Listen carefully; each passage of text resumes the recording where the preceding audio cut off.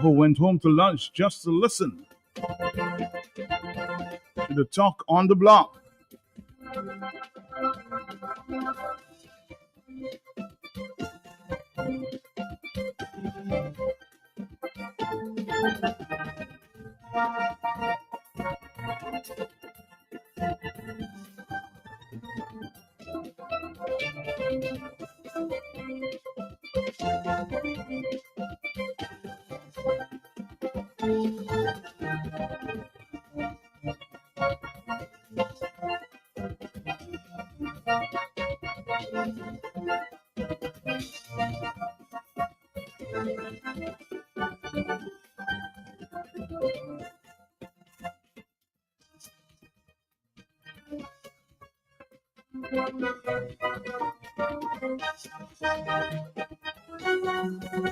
We're gonna do this. I will come back. Dominica revolves at AC Schillingford and Company. For timeless, trusted, dependable, comprehensive insurance coverage, it has to be New India Insurance. Need anything overseas? Shopbox Dominica Isle of Freight is your advance on-time delivery right to your doorstep. For super savings on all your groceries, come to ACS Super Shopping Center for laundry, groceries, cooking, beverages, and event supplies on King Jonathan Street. ACS 7-Eleven on High Street supplying your everyday essentials. Fill up your vehicle gas tanks, get your cooking gas, and top-ups of all kinds. Or go to 7-Eleven Portersville, where the best-kept secret is conveniently located upstairs in the confidential escape or staycation self-contained accommodations at the Porter's Place. AC Schillingford, where you spend less and get more. Turn to stand for their wash. If you want to kill me or you plan to kill me.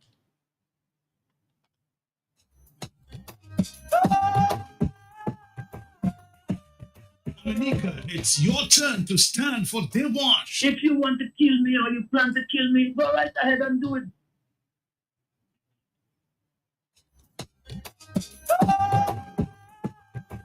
Dominica, it's your turn to stand for their wash. If you want to kill me or you plan to kill me, go right ahead and do it, brother. I have no fear of nothing, no one at all. Don't allow the authorities to destroy nature, the rivers, the mountain, the nature isle. Don't call and complain about Dominicans not standing up. Where are you? Make the call. Save their wash. It's not a war against the people. It's a war against wicked principalities in high and low places. They're taking it to the next level. The courts. Call and make your contribution to save their wash this Friday, 1 to 3. Make that call. Save their wash.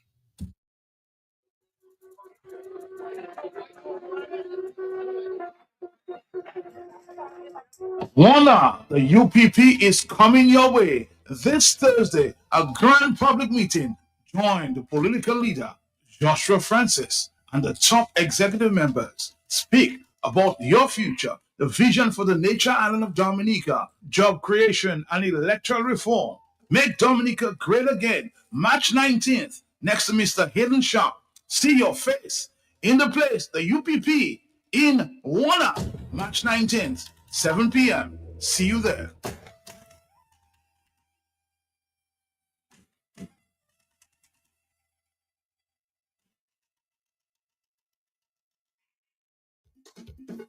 Dominica, get ready for the massive UWP General National Meeting in Lyon, Saturday, March 21st. A massive crowd of patriotic Dominicans will gather to hear and to be informed of the state of the estate of Dominica. Team Dominica, the United Workers' Party, and thousands of dedicated supporters. Cost of living in Dominica is suffocating. Saturday, March 21st. Join the United Workers' Party. The silent majority is ready. From the north, the south, the east, and the west, an impactful lineup revealing shocking revelations. Stand with confidence for liberation and salvation. People in Dominica are fed, frustrated, disappointed, even betrayed. You are not alone. The masses will converge in Lyon Saturday, March 21. Come join the crowd. Be part of history with the UWP, the United Workers' Party. Power must change hands.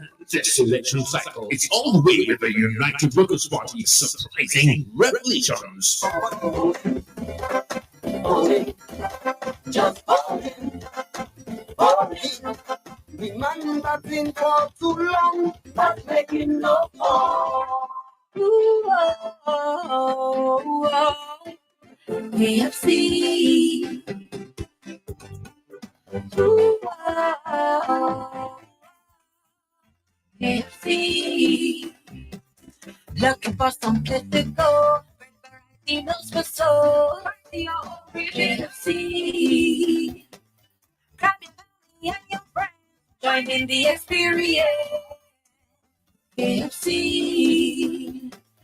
It's the place to be. Made for you and me. KFC. KFC. It's finger licking good. Need one trusted place to stock up for your home, shop, or business? Fine Foods Inc. Distribution has got you covered. From dry goods and frozen foods to your favorite drinks, alcoholic and non-alcoholic, plus all the household must-have. We've got it all under one roof. We're right here in Jimmy Dominica, and yet we deliver fast. Whether you're running a supermarket, a corner shop, a bar, or just like your pantry full and happy, Fine Foods Inc. brings you the best brands you know and love. Great prices, top-tier service, trusted products. At 255-6810 or 316-0164, or drop by our Jimmy location to check out what's in store. Fine Foods Inc. Fine Foods Inc. The biggest distributor for the biggest brand.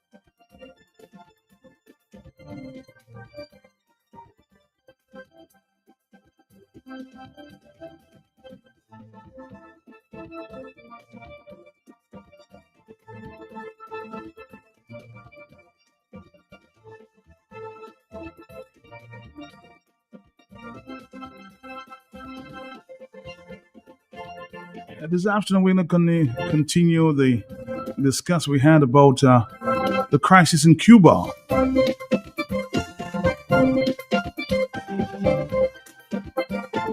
Those defending Cuba, some people said Cuba need change.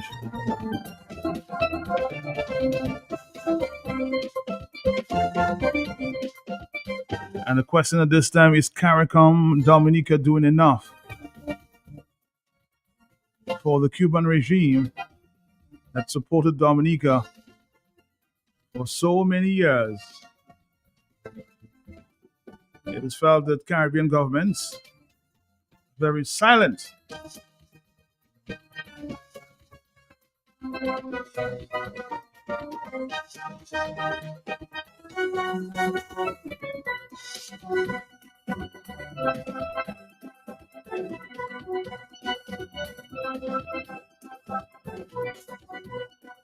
Can we help save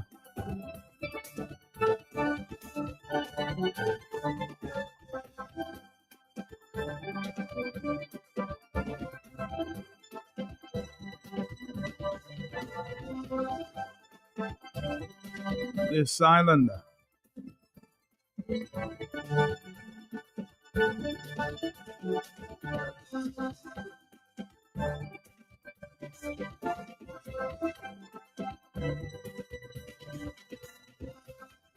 This morning I reached out to a former graduate, now dentist, trained in Cuba, Dr. Damien Dublin.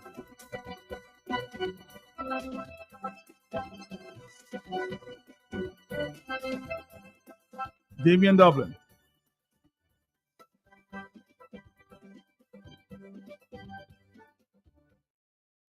Really, I just want to say that the situation in Cuba is critical. We all know the reasons.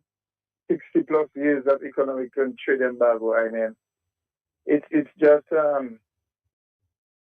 worrying the impact it has had, and even more stringent measures.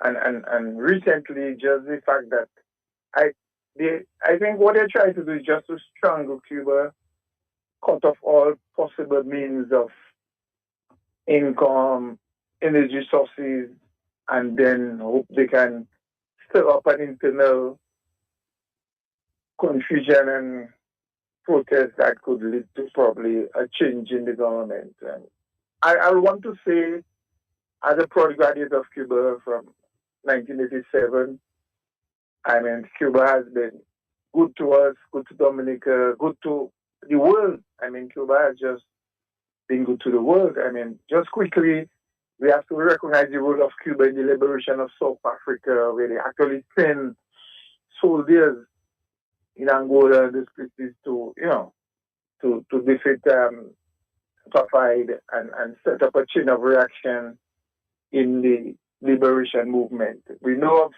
Cuba's role in the immediate Caribbean. I mean, all the islands have students who have graduated and are making tremendous contribution to their, to the health system and all other areas. As far as Africa, I'll tell you, I met students in Cuba from maybe so many different countries from Africa who were orphaned. I mean, victims of war, their parents dead, and Cuba accepted them. Some of them went primary, secondary, university, graduated, and then went on their way. So Cuba has been good to the world, and I really want to condemn this recent acts of aggression against Cuba. Cuba is not a threat to the United States. It is not. I really don't see why.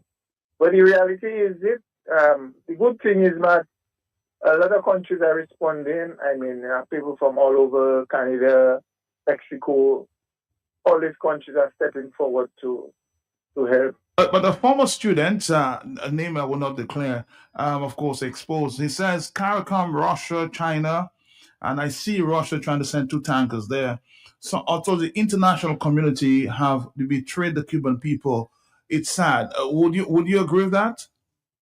No, I wouldn't say they are betrayed. I think they are trying to help. Some, like China, is helping in its way. They're providing solar panels and helping to build the solar farms which are started. So they're helping. Canada is helping. Even individual citizens within Canada are putting together. In fact, there is a convoy, they call it an international convoy of different organizations and countries coming together to bring relief. I think they should be on their way. Mexico has sent. So I don't think they are betrayed. It's just that it's making it's difficult because the thing is, whichever country would want to help America, watching them and probably might profit of sanctions. So some have been very cautious not to go directly, but the response is tremendous. Locally, we have an account. The number is 115003319. That's in the name of the Guild of Graduates. It's at MBD, so people could contribute directly to that fund, and we'll find ways to get the money up. I need to commend the parents of the students here who have been successful in sending containers, at least 2 or 3, to Cuba to their children, to the students. I mean, they have it against tremendous odds. I mean, they are persistent. In fact, they just got one recently. It takes time. It takes a few months, but eventually they succeed. The ambassador is doing what he can to facilitate the process. The Cuban ambassador here, we in touch with him. He's trying his best to see how we can. As a matter of fact, I did reach out to him this morning, and he said, Matt, yes, we're facing difficult situation, but my country is functional, and we're taking care of the challenges. So he seemed like an optimistic, besides the challenges, an optimistic ambassador. I agree with him. He should be optimistic because Cuba survived 60 plus years. I mean, just imagine a country surviving 60 plus years of economic and trade embargo from a mighty neighbor. Havana is just 90 miles from Miami. So you have a population of 11 million people. If you take a different approach, you delete them, you know the amount of benefits for both countries in terms of trade. There are a lot of Americans who was willing to just be able to go there, invest, and do what they have to do. When Obama tried to normalize relations, I mean, people were just, it was very different, but the new president came, he tried to overturn everything. But it is what it is, Matt. The situation is crucial, but we are optimistic that Cuba will survive and do what it has to do. Well, yes, sir, but thank you for the interview. I tried reaching out to our own ambassador there, Mr. Ian Douglas, who seemed to have, different. He just said that the students are doing fine, but declined an interview. That's for him. But I want to say thank you. And the Cuban ambassador to Cuba, Dominican Cuban ambassador, is very willing to speak and, of course, speak to the situation. So I'm very grateful to you, Mr. Dublin, for, of course, reaching out and, trying to see just what is happening there. And any information as it relates to our students and how they're affected? 115003319. That's the account at NBD. So anybody willing to contribute, because as you know, it's difficult from our end to get items and so on to good. So we figure maybe the cash might be the best thing. We can get it through the embassy and they will know how to get it across. So we figure that is the best way. Have you had a chance to speak with the foreign minister? I'm trying to get him this morning in terms of, what Dominica per se is doing for Cuba. Well, I would say the government has always expressed solidarity with Cuba in various forums. So these are important to maintain the narrative. Also at the United Nations. The interesting thing, Matt, is in the United Nations every year there is a vote where the majority of the countries, except maybe 2 or 3, have voted for the embargo to be lifted.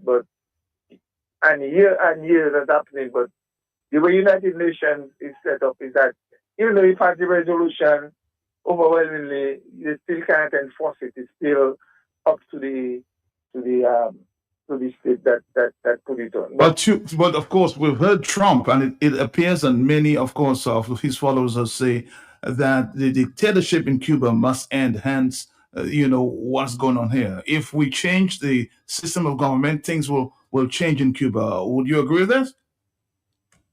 Well, what I'm saying, reform is an ongoing process. I won't say to change the system or the government. I think the Cubans are the one who have to decide what form of government they want. I don't think anybody has the right, which is what has been happening in these times. Yeah, people want to decide, well, because they have their own system, that you should have the same system. You do what's working for you. You can't say Iran shouldn't have that system or whatever, or go to war because somebody has a different system and you want to enforce yours. And whereas within our own system now, which is supposed to be democratic, some of your practices are almost like dictatorship.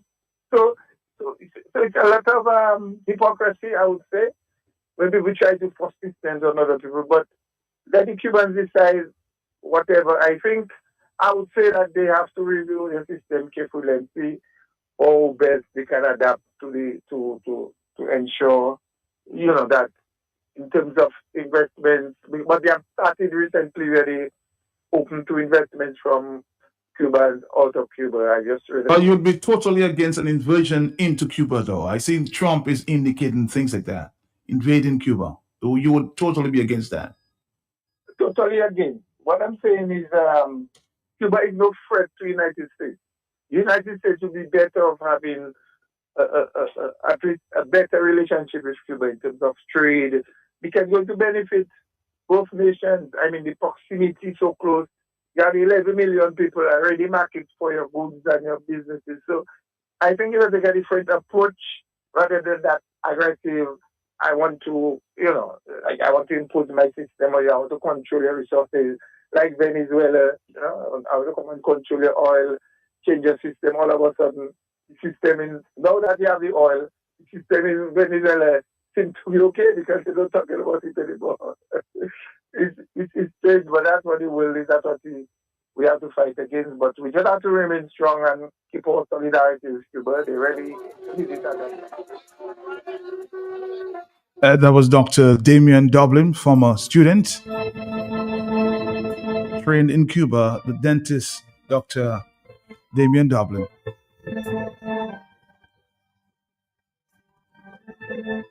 Less than a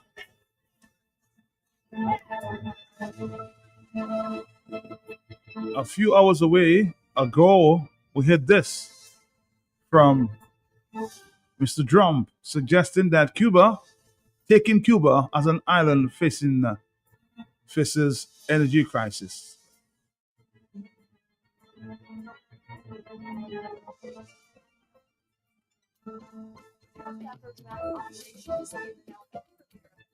President Trump now has his sights set on Cuba. The president said Monday he could, quote, take the island amid an ongoing energy crisis, which has been exacerbated by the U.S. threatening tariffs on any country that sells or provides oil to Cuba. Yesterday, he suggested plans were already in motion. Cuba right now is in very bad shape. They're talking to Marco, and we'll be doing something with Cuba very soon. CBS News national correspondent Lilia Luciano joins us now. So the Cuban president said he would respond to any aggression from the U.S. with, quote, impregnable resistance. And you spoke with a democracy activist. I had to Google impregnable. I'm not going to lie. Oh, I Googled it in Spanish and English. Don't feel bad. Impregnable? What is it? I'm not even going to try. Okay, all right. What did the activist you spoke with tell you? Look, I talked to Rosa Maria Paya earlier today. She is the daughter of Osvaldo Paya, who was, according to human rights investigations, killed by the regime. She has been persecuted, prosecuted herself. She cannot go back to Cuba right now, but she continues her advocacy, founding an organization called Cuba Decide. Her advocacy is all about democracy in Cuba. And this is a mission that she has never stopped working towards. She tells me right now, we are on the cusp. This is the threshold of things to change. I asked her, as we heard from President Trump, where he has been saying things like, we might take Cuba. And she says, look, I'm not worried about that. We actually are working with global partners. We're working with Cubans in and outside of the island for what happens the day after. But I wanted to understand a little bit about what are those non-negotiables for advocates like her who are seeing this big opportunity because of the increased pressure because of the oil blockade and all of the pressure that the United States is putting on Cuba. This is what Rosa Maria told me. What do you, as a democracy activist, need to see happen immediately in Cuba? When we talk about Cuba, we are talking about a total and radical change in the system, the liberation of all the political prisoners, the guarantees of all the fundamental human rights, and that is freedom of expression, association, the possibility to have private businesses, the respect for private property, the possibility from the people in the exile to return to their homeland. None of those conditions cost money. All those rights can be guaranteed overnight. And that is such an important point. That's such an interesting point, that the situation for political prisoners, for civil rights, for human rights can change from one moment to the next. And that is what advocates like her are working on. I had asked her that question because, of course, we are seeing, and I was just in Venezuela last week. I came back from Venezuela. And as we talked about off camera, Lindsay, I was shocked to see just the patience that both the opposition and the people who support the regime are still holding. I mean, they're patient in terms of what's going to come. But when it comes to Cuba, I'm asking her, would you be okay with a Delcy type transition? And she said, absolutely not. We don't want to see any of the Castros. We don't want to see any of the generals, and nobody who's been in power there. We don't want to see them in power. We understand the transition, but these are the differences that we expect to see right away. I asked her, how did we get here? And she says, look, it is not just the embargo. It is not just the blockade. Cuba is in crisis because of the Cuban regime. But of course, she gives the credit to the Trump administration, to Marco Rubio, for getting to suffocate the economy in Cuba to this point that the government, that the regime has no option but to negotiate. And she does seem to think that this is that very last point before we start seeing a shift, a change, and those negotiations to, as she says, hopefully lead to a democratic process, even if it takes a long time, as it might in Venezuela as well.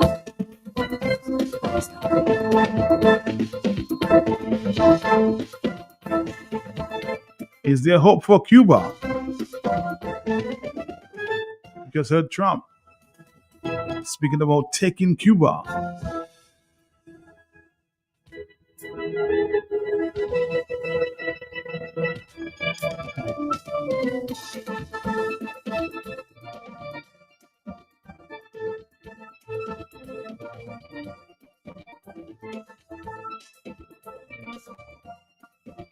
Somebody's asking the question. So wait, Cuba had political prisoners.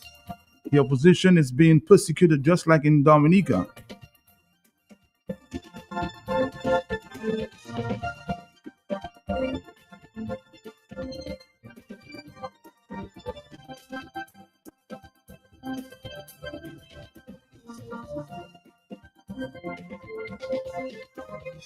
Another comment, I listened to you this morning with Dr. Dublin on the support for Cuba during these challenging times. I would like to add my voice in solidarity with Cuba for the assistance given to many from the developing world in improving themselves.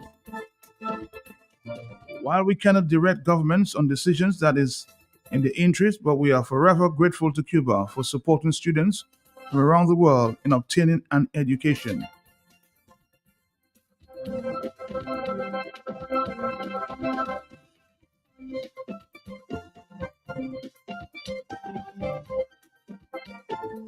We are in solidarity with the government and people of Cuba and know that they have persevered and overcome many challenges, and until then continue to be a light to everyone. Regards. Jerome, good morning to you. Good afternoon. Let's go back to the telephone. I know you have your own comments on the possibility of regime change, as Trump is indicating there. Hello, talk to me. Good afternoon to you. This is a talk. Good afternoon. Good afternoon to you, ma'am. But you know, dictators don't like dictators. They want their alone to be dictators. But there are some dictators that are afraid of the bigger dictator in America. Why they're not talking? Say something for Cuba. Thank you.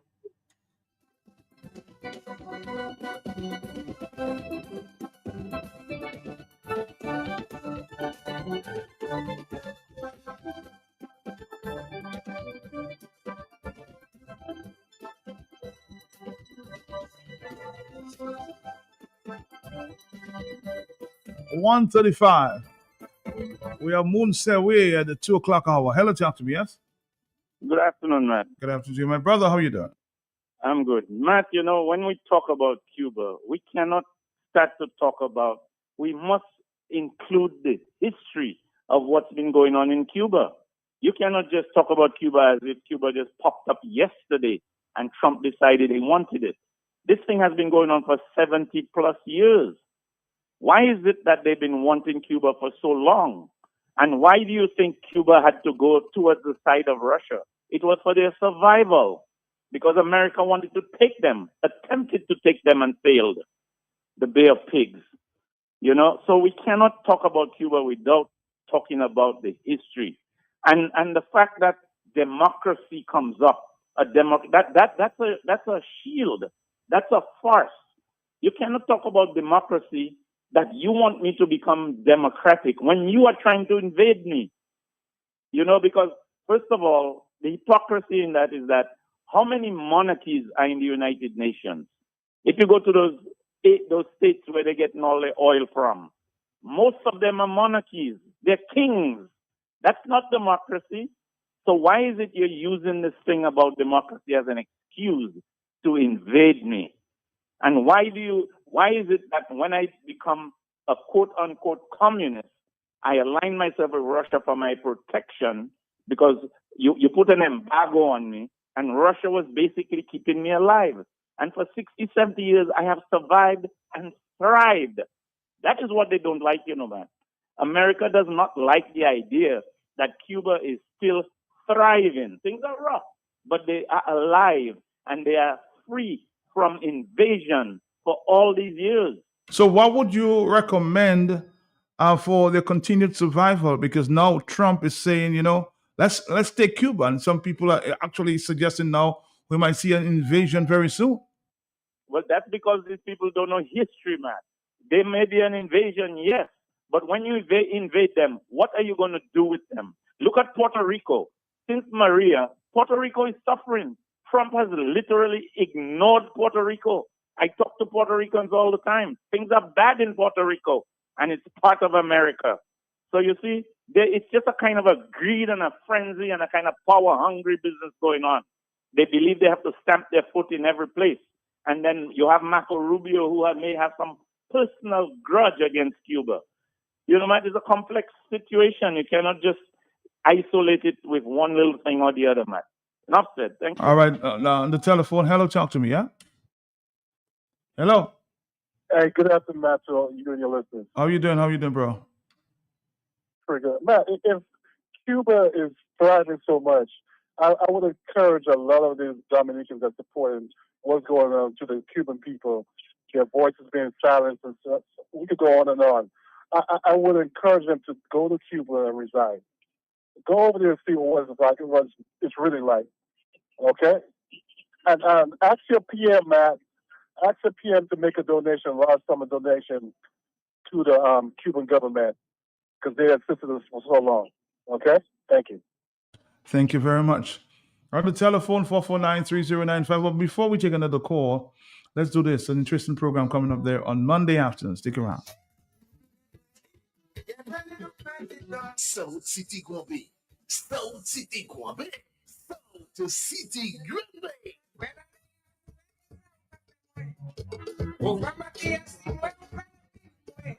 The repeat of the Global V1Q show of 12th March 2024 to commemorate the heroes of the Grand Bay Geneva Revolution, led by the infatigable UNICEF and others, will take place on Monday 23rd March at 1:15 p.m. on Q95 FM, the big station. Utan BMC Madam, Monday 23rd March, 1:15 p.m. on the big station. Learn about the history of slave ownership on the Geneva Estate, the struggle of Grand Bay residents to get ownership of lands which had been occupied by their ancestors, and later the liberation of the people of Grand Bay and the expansion of the village and community onto the Geneva Estate.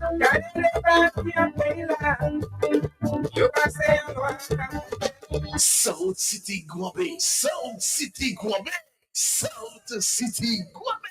Tune in on Monday, March 23rd at 1:15 p.m. to hear more about how it all happened, how with the brave leadership of UNICEF and others help securing ownership of the lands on the Geneva Estate for Grand Bay residents whose forefathers had worked on the lands. but denied ownership for decades. The Global View on Q, celebrating the heroes of the Grand Bay Geneva Revolution. Monday, 23rd March at 1:15 p.m. Only on Q95 FM, the big station.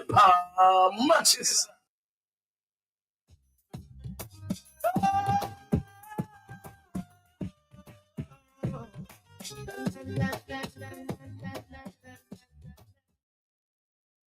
All right, Dominica, we continue with the discussion.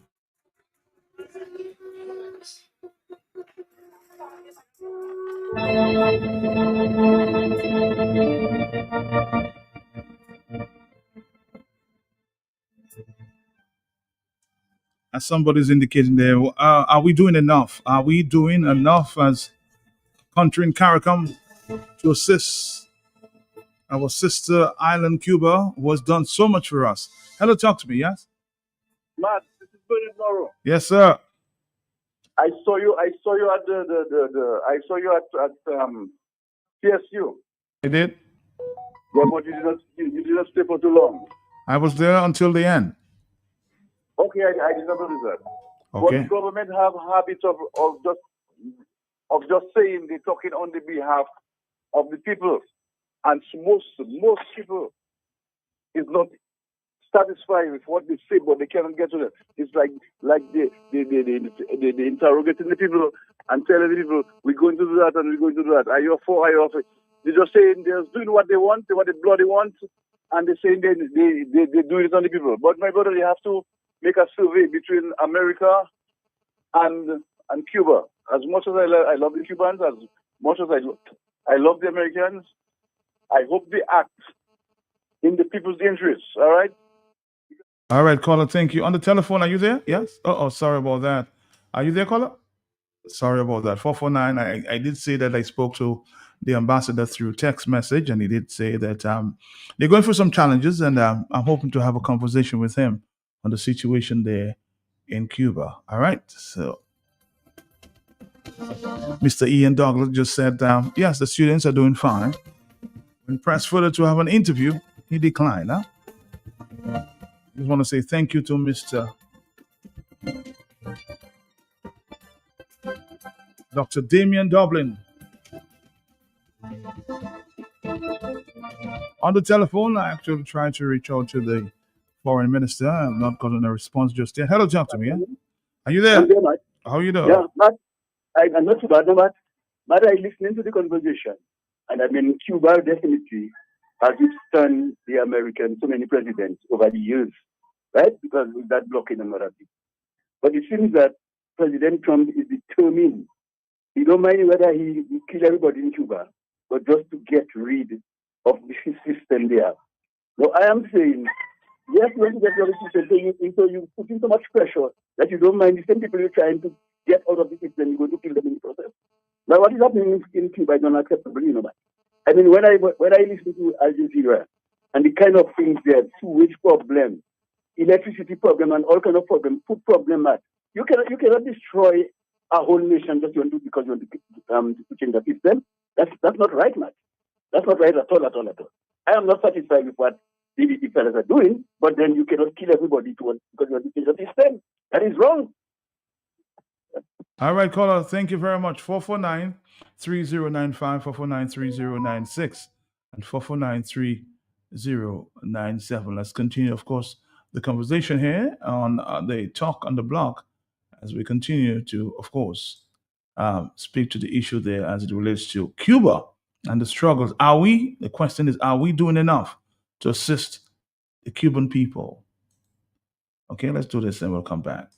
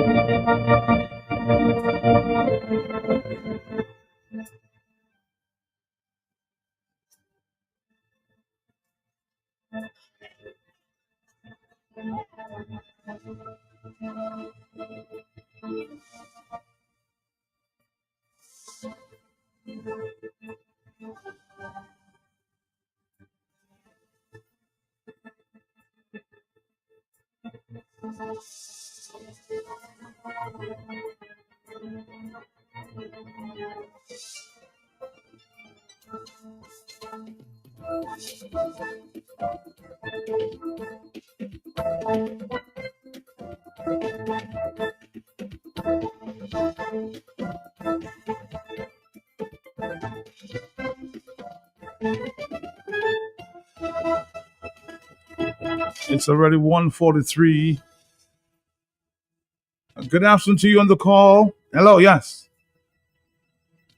Good afternoon. Good afternoon to you. Is that Brother Zed Lloyd? Yes, good afternoon. Thank you. Mark, I know that you type and schedule everything, so I'm going to try to do some summary. Firstly, let me thank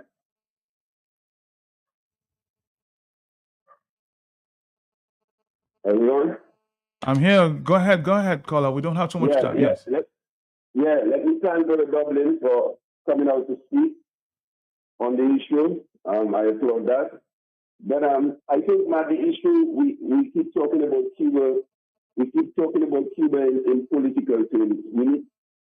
The issue is a humanitarian issue. The issue is a humanitarian issue, Matt. And what is happening in that humanitarian issue is the Caribbean as a region is absent in that humanitarian issue. And that is really alarming. That is really alarming because tariffs or no tariffs or whatever, let us test the humanitarian component of Trump. And I think the CARICOM as a region, economically, organizationally, and otherwise, should be initiating a human response to what is going on in Cuba, at the very least. And these governments need to talk to the people of these countries because Cuba has done enough for the Caribbean. That we, at this humanitarian point, should not, it's not an anti-American stance, it's a humanitarian stance. We should be filling our boats with gas, containers, and food, and whatever, and having some CARICOM missions going on in Cuba. Let the Americans decide what they're going to do about it. We're not going to arms, we're not going to break their embargoes, or nothing. We're going to help our brothers and sisters, and we should, at the very least, be initiating that kind of initiative. That's damn nonsense in the region. Period. The Cubans have their issues, they have their problems, and they themselves have to hurry up into a democratic path. I don't care what you do as a revolutionary. There has to be a certain point that. But somebody's pointing out, somewhat making sense. There's not much that can be done because of the blockade, and America will sanction third countries who will help Cuba. Oh, do you agree with that? Matt, how much more sanctions can the Caribbean all these are going. All kinds of things going. Everything going. You can't decide who's going to be medical. So, but this is this is a humanitarian issue, and you should test when inhumane conditions exist. You should test their elasticity, and I think that the region should have been one of the first people to contest Trump on this issue of humanitarian aid to Cuba. Period. That's not optional. So you're saying they can do more? They can do more, yes?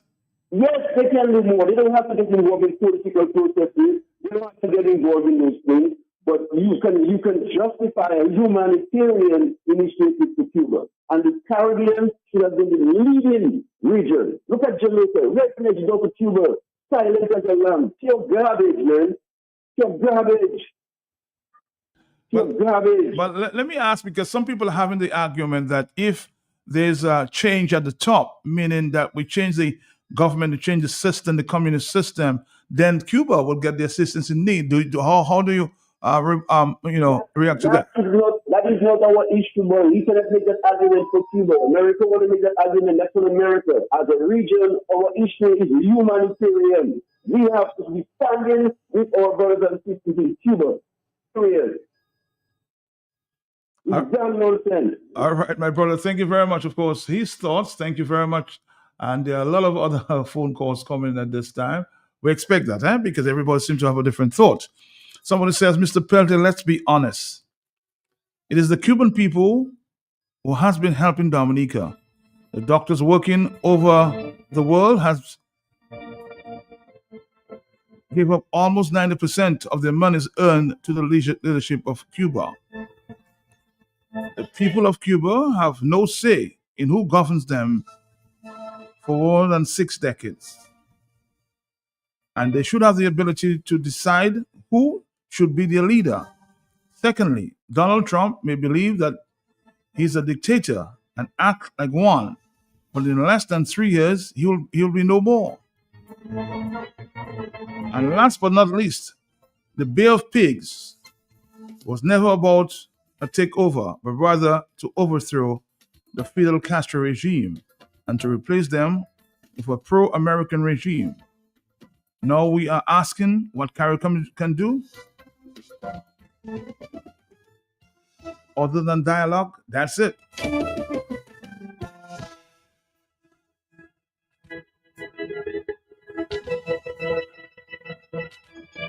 Finally, someone put it in context. There's a reason Cuba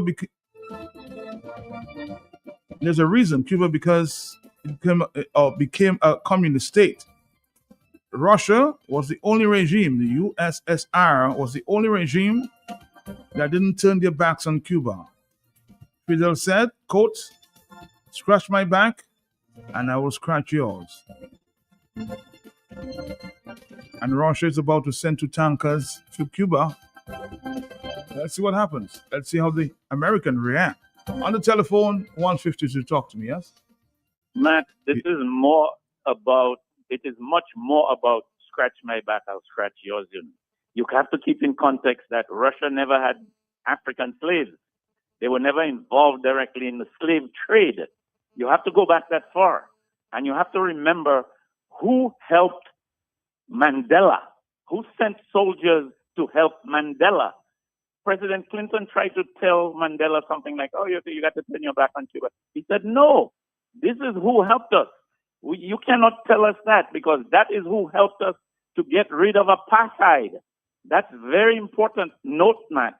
People seem to forget that. They fought for other black people in South Africa to free them. That is a critical point that must be remembered. We cannot just reject Cuba like that. So, en passant, they did a lot for us. And they've done so much more for us, even while they're under the embargo.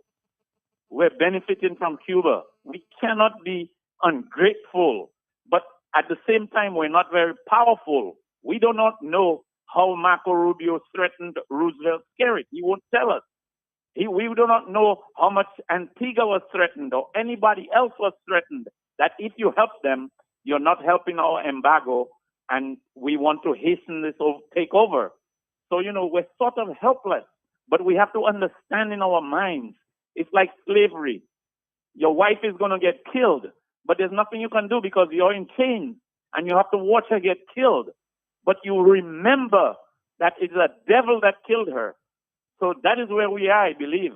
There's not much we can do, but we have to understand it psychologically, what is going on. Our friends are being killed or are about to be killed, and there's nothing we can do. But someday we'll have to make a judgment. Who is the devil and who is not? Not this. All right, thank you. A nation and people should never be held hostage against its will. Give free and fair elections and let the people decide the political direction through their votes. That's a contribution there on Facebook. Hello, talk to me, yes? Mark, what is the hypocrisy about? Do you want Cuba to have a democracy? That's the question. You don't answer it. For instance, you remember it was Batista who ruled Cuba for years for the Americans before the revolution. And you must read the book From Columbus to Castro to understand. Something I recognize the voice of Brain, but you need to put some more credits on your phone. It just cut off, okay? Hello, talk to me on the telephone, yeah? Mark, good afternoon. This is Brother Tomorrow. Yes, you're back. Where is that living? It says in New York. Why has he been to Cuba? I don't think so. Why? Yeah, because my brother, he chose America instead of Cuba. All right? He chose America instead of Cuba. So what is your point? He's making a point for for the authorities to, of course, give to Cuba. That's all he was saying. He wasn't talking against Cuba. I love Zed, but he supported America over Cuba because That's not the point. I think you missed that point. Okay, my brother Bernard, you missed his point. Hello, talk to me on the telephone, yeah? And let's go. Matt, Yes, let me thank maybe Ken, that's his name, the one before, for saying that in simple language. I just didn't say it in simple language. Thank you. I feel a shiver running up my spine. This hurting.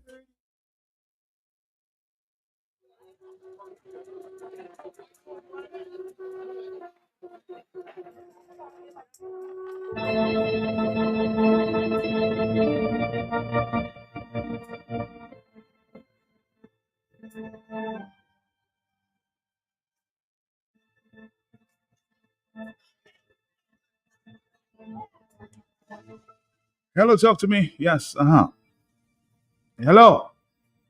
Caller, are you there?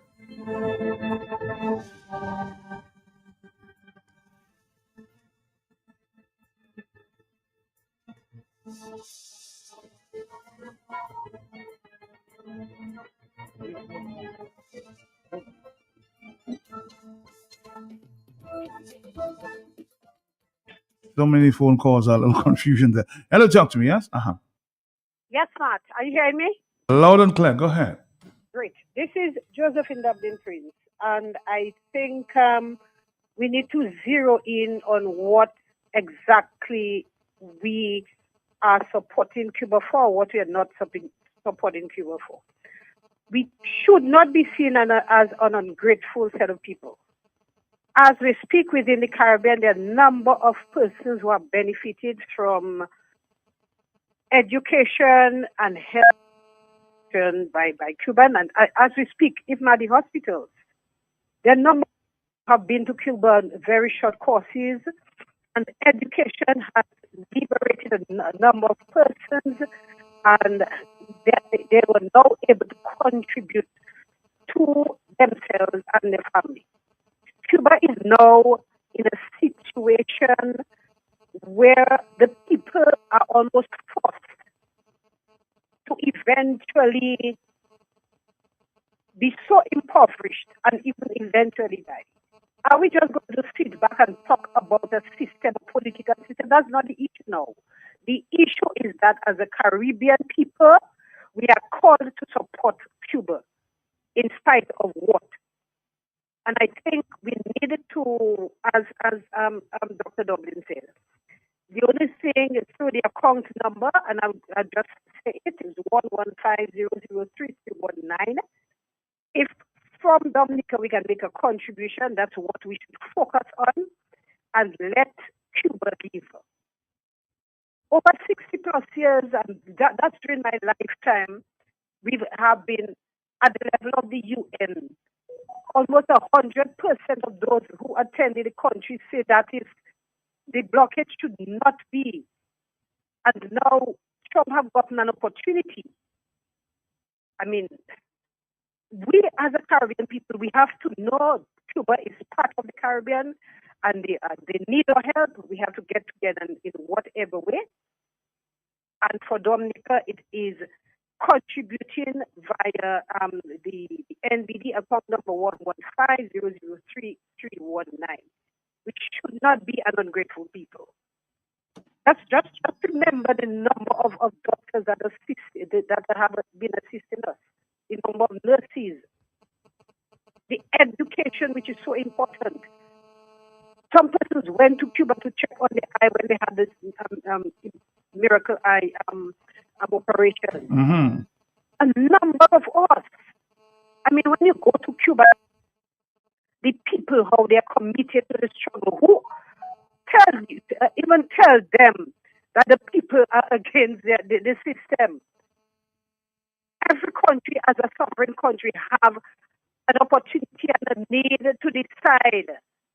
Even in America today, they're undemocratic practices. Trump went into another country in Venezuela and see what happened. From the time control his. What happens next? Is it that we want for Cuba? You are impoverishing economically almost so many 10+ millions of people to do what? Power and control is at the center of all of what is happening. So we as a Caribbean people, our focus is on the humanitarian. All the Cubans are part of the Caribbean family, and that's what we need to focus on. Let America deal with the other aspects of it. But we need to support Cuba. Let Cuba leave. Okay, well, thank you very much for your contribution.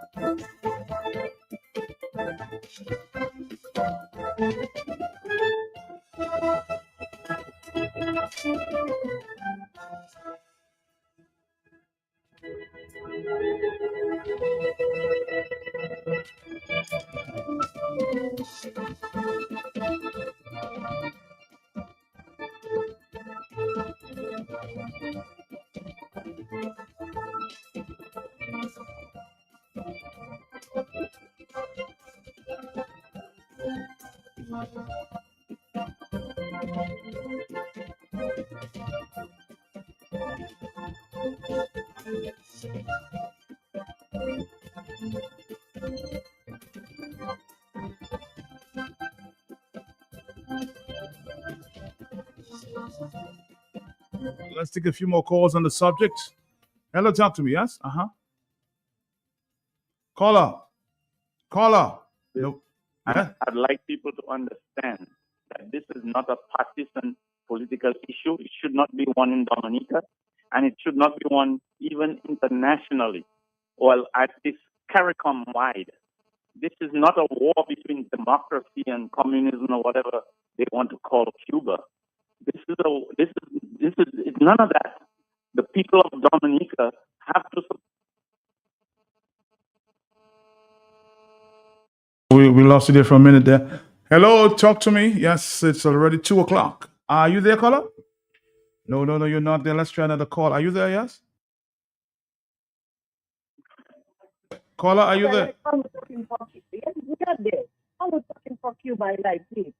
I did not know that lady could talk, but things happening in Dominica, she cannot talk no more and talk. You see, they're wicked. All right, let's not get personal on persons now. Hello, talk to me. Yes. Good afternoon, Dominica. Good afternoon, St. Joseph. Marco, Dominicans are very funny. Dominicans, I always, well, let me make my point. Marco, Cuba is in a much better position than Dominica. At least you have Marco, after the president is he. And he's fighting for his people. How can we, some of us that don't even know about Cuba, just come in and make statements that we don't show? The man from Cuba, he's fighting for the freedom of his people. He know better than I and you. Roosevelt carried over 51,000 passports. The youngest prime minister in the Caribbean or in the Western Hemisphere today, we should have 10 mini track and field. Or it is not even, we should have that in the country. Instead, Roosevelt carried fine best. The day we're celebrating, 25 people was arrested with the CBI money. He jailing them. Today, he will have shame of calling the case because he don't have a case against him. This man brings people from overseas to go to Hillary Clinton home in Wisconsin. international people to go to Leonard Clinton home. With no protection, and the man was the opposition leader. He had a right for security. Instead, they bring the security to do that to him. So if America want to give Allen to Dominica, you think people should say why big America try to invade Dominica? And when I see Roosevelt doing just like them communist leaders, this man leaves campaign financing out only for China to participate financially in Dominica election, that he will never lose an election. So what can he say about Cuba? What can he tell America? Why pray God America save Dominica? Look at how Dominica's fighting to save a mountain. Look at them and determined. Dominicans have to put on their guts. A man has to stand in front of Traco to try to put his life to save the mountain, to save the future of Dominica. And are you talking about Cuba? Why are you worse than Cuba? All right, caller. Thank you very much.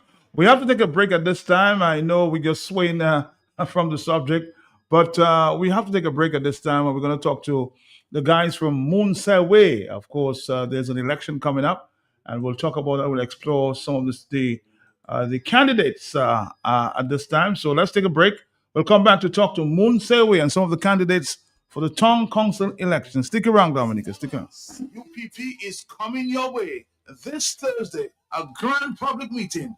Join the political leader, Joshua Francis, and the top executive members. Speak about your future, the vision for the nature island of Dominica, job creation and electoral reform.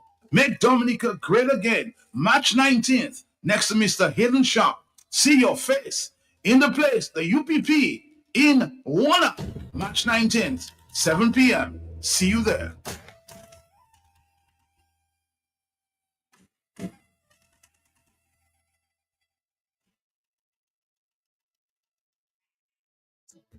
Get ready to crank it down. South City Guabe. South City Guabe. South City Grande.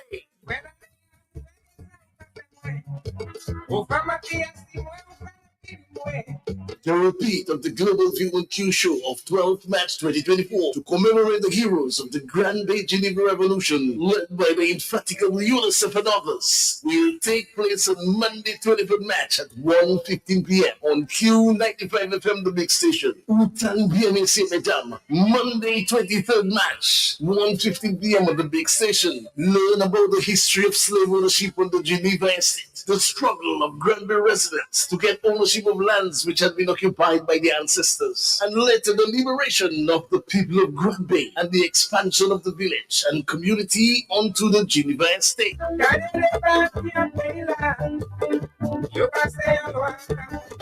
South City Guabe, South City Guabe, South City Guabe.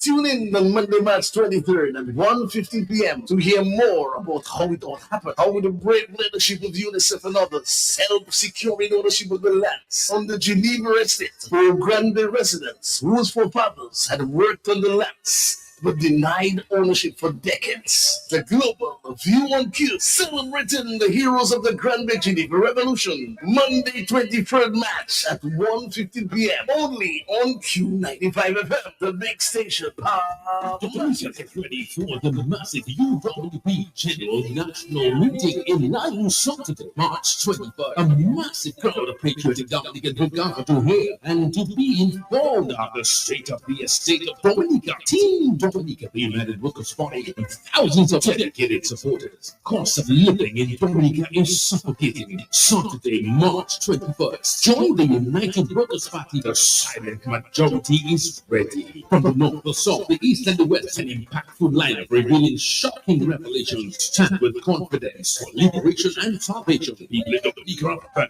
frustrated, disappointed, even betrayed. You are not alone. The masses will converge in Lyon Saturday, March 21. Come and join the crowd. Be part of history with the UWP. The United Workers' Party power must change hands. This election cycle, it's all the way with the United Workers' Party. Surprising revelations. It's your turn to stand for Dewash. If you want to kill me or you plan to kill me, go right ahead and do it, brother. I have no fear of nothing, no one at all. Don't allow the authorities to destroy nature, the rivers, the mountain, the nature isle. Don't call and complain about Dominicans not standing up. Where are you? Make the call. Save Dewash. It's not a war against the people. It's a war against wicked principalities in high and low places. They're taking it to the next level. The courts. Call and make your contribution to save Dewash this Friday, 1 to 3. Make that call. Save Dewash.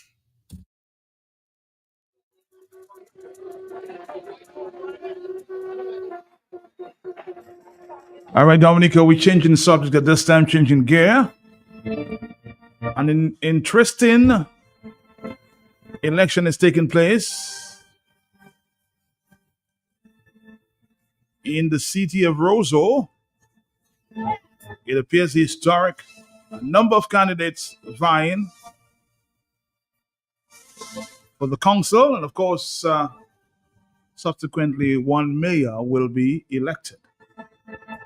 So we'll have a new mayor for the city of Roseau. I suspect the new mayor, or the mayor, current mayor, is putting up a hat in the ring again. So who knows who will emerge as mayor? I'm seeing a lot of controversial statements there all over. Who is qualified and not qualified? But Moon Sawe, I suspect, is pulling up a group of persons. And we have most of the members here with us to explain to us why, as a group, they've decided to challenge the council election coming up on the what? The 23rd? 23rd, Monday coming. Monday coming, okay? So let me allow the guys to speak of their objectives and what plans they may possibly have for the city of Roseau.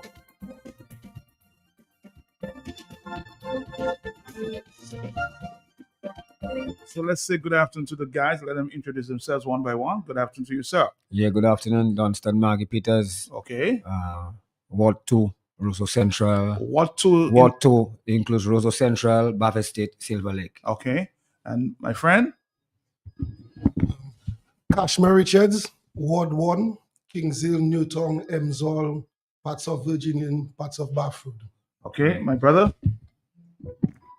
Lenny John Baptist, Tola, same way, Ward 1, Kings Hill, same district. Same district. Ward 1. Yeah. Ward 1. Now tell me, let me ask a question. Why did you decide, to participate in that process? Well, as you know, we have been advocating on a national level already for better governance and better management of the nation. Mhm. So now the city is available for that aspect of it, and why not? Mhm. Let us demonstrate that we want to come and bring a fresh energy. And Okay. we feel we can do it, and we want to do it. So you participate as a group? Yes. Okay. Kashmir, tell us why you decided to participate. Well, I decided to participate because seeing that city council is a grassroots vibes for the okay. people, local government. I've come to the understanding and realization that there is a lack of hope and inspiration in the grassroots. And my whole idea of coming into the city council race is to bring a new energy, a new inspiration, and a drive to bring people together, because we can only achieve development in the city through unity of the people around the city. You on that same trajectory? Obviously, man. Mm-hmm. Well, as Maggie said, one of the main reasons we have been advocating for a very long time, and instead of staying on this side and keep advocating, and there's an opportunity where we could be in a better place to advocate in the right way for the people, Mm-hmm. we decide, well, we should attach on to the opportunity to stand for the people, to look out for the better good of the people, Mhm. because we know that we deserve better. And somebody needs to take it up. We have to take part involved. We need to get involved in things that are happening in the system. We cannot just stay on this side and stay making noise, talking, and not getting involved. Because at the end of the day, our generation is our time now. We're 45, we're almost 50, some of us 50 already and going, you know. Mhm. So if we don't take part now, what we're going to leave for the generation after us? Mhm. So we figure out we need to take part in it, you know. But you're challenging the status quo. There's a whole set of different people, I suspect, participating in the election coming up. And would you say this council, I want you guys to be very straight with me and objective, would you say this council is doing the work that it should have done or should be doing? Well, Matt, it's obvious, you know. Well, the present council is dissolved because of the election Yeah. is on right I'm now. talking about the current, then. All right. The past, if you will. You're talking about the past council. Yes. Well, to most Dominicans we have been speaking to on the grounds, it's like the council is dormant. It's like you don't have a council existing no more. But yes, there's a council, and it still have its functions. Mhm. And this is the reason why we decide, well, we have to take part. We have to get involved. So you because got involved because you heard that the past council, as you explained, is not doing anything for the city. it's not just even heard. We know that. We living in it. We're not to say we're not from the city. We're living in the city, so we've seen what's going on. We know what's going on. People need representation. And you think you can provide that representation? Well, we know we can provide that. Not just think. We know we can provide the representation that is needed. Okay, Kashmir, I speak to that question. Well, Are you dissatisfied with the past council? Matt, to be honest, Mhm. I, for one, haven't really been paying attention to the past council. Okay. But being on the ground talking to the people, it is clear that the council itself has not represented for the people. They have not carried the people's challenges through collective agreement. Because the council is a group of people that must vote on whatever proposal is there. Mhm. And if you have a dormant council that doesn't propose nothing, so nothing can be voted on, or even a proposal can fail, then you have a council that are not working for the people, just sitting down with the status quo. Everybody line up with the status quo and figure, well, once they line up with the status quo, their nomination or their election guaranteed to the council. And that is not the way that we want to see things anymore. We want to see active participation, because one of the main reasons the status quo is staying the same is we as Dominicans are starting to, because of the lack of representation, Okay. we actually disenfranchising ourselves by not participating in the local government election. A lot of people will tell you, I've participated in general election, but I have never participated in local government. Okay. But yet, what we see and complain the most about is the local government. Roseau gutters, the sidewalks, the cemetery, the landfill.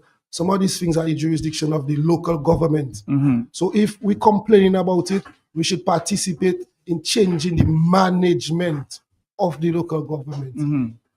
I think we've just been joined by two other members participating in the council election. Can you introduce yourself, young lady? Hello, good name. My name is Christina Sobas. Pull the microphone to you. Thank you. My name is Christina Sobas and I'm representing Ward 3. Ward 3 involves?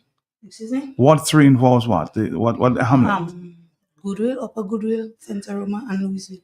Okay, and you, my brother? Yeah, good afternoon, everybody. Mhm. It's great to be here. My name is Sherman Boston, candidate for Ward 4, comprising of Foncoley, Glasgow, Simon Bolivar, Stock Farm, Yampis, Belvirol, Cotter Village, Tarish Pit, Pottersville. That's a lot of hamlets there. Part of Goodwill. Yeah, you the big hamlet. Yeah. This is my first time running, Matt. Yes. And I can safely say I can encourage this person and been trying to encourage other people to actually come on board because of what I've seen going on. So you are or you were part of the council before? I was part of the council before. Okay. So I can bring a sense of experience with it. Okay. So you're sort of heading the team because of your experience. Well, you can put it like that. Okay. But a team is a team. Okay. Together, everyone achieve more. All right. That's my move too. Okay. All right. Well, we were asking the same question. The question to you, and I'll ask it again. Are you satisfied that under the past council that they met their objectives? Quite frankly, no. No. No. No. And not for lack of this discussion of problems, policies to be made. But at the end of the day, I mean, I don't want to make it that. Okay. But political preference plays an important role in decision making in the council. Political preference meaning what? Political preference, like we have You have divide in the council. Who's supporting this party and who's supporting the other party? Well, it have me. Uh-huh. That was a member supporting the party, the government. Yes. I'd like to say was a member. Okay. And the rest, all of them supporting.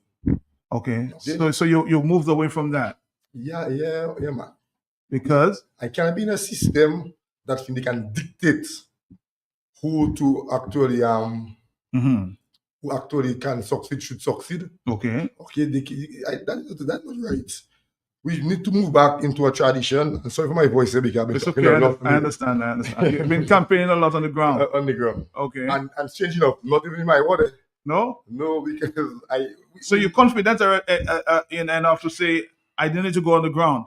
I need to help others. I wouldn't say I'm confident because, tradition have changed. Good works no longer carry you through. Right. But I ride on my good works. Members of my community know. Okay. I've been engaged. I've been encouraged by the community to go into city council, local governance. Okay. So, but not actually that. I see one of the main problem is having a council that is actually non-partisan. Oh, a council that is focused on the independent. Okay. And these gentlemen and this young lady, I've worked with a lot. These gentlemen, one of the main reasons I see they willing to learn, they want to know. Mm-hmm.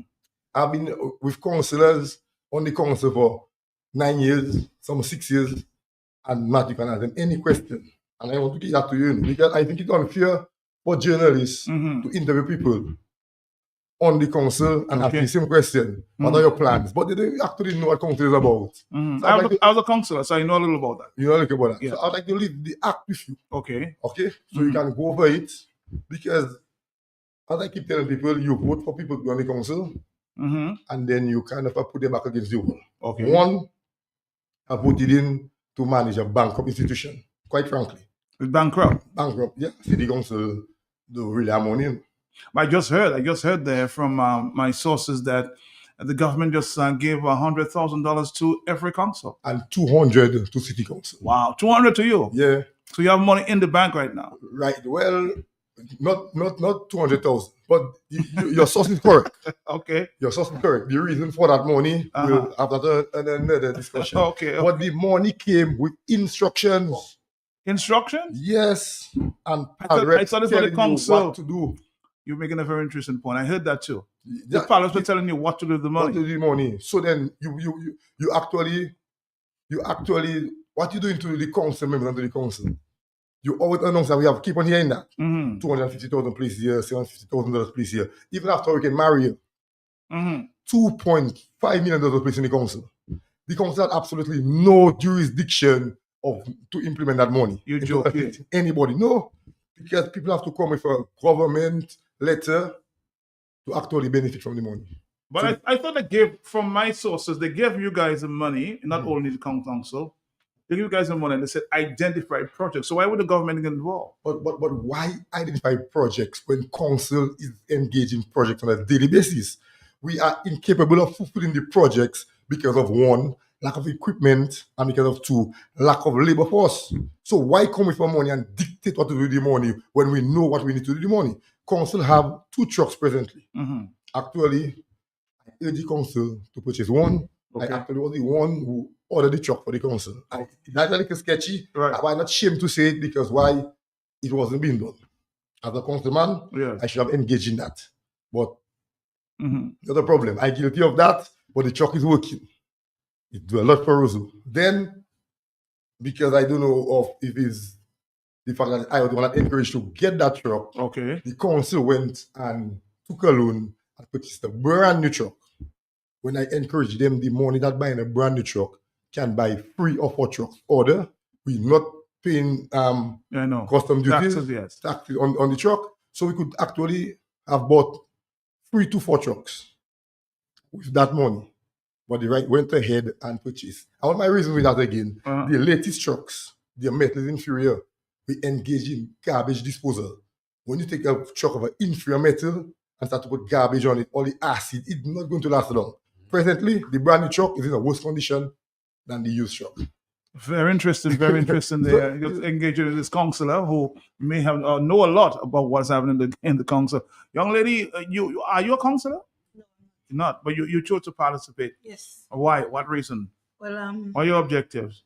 so first of all, I'm very community oriented, and I keep saying that. Okay. So I'm very involved in my community. I'm presently the president of the Goodwill Improvement Committee. Okay. So I work a lot in the community with youth, with keeping the savannah clean and the environment.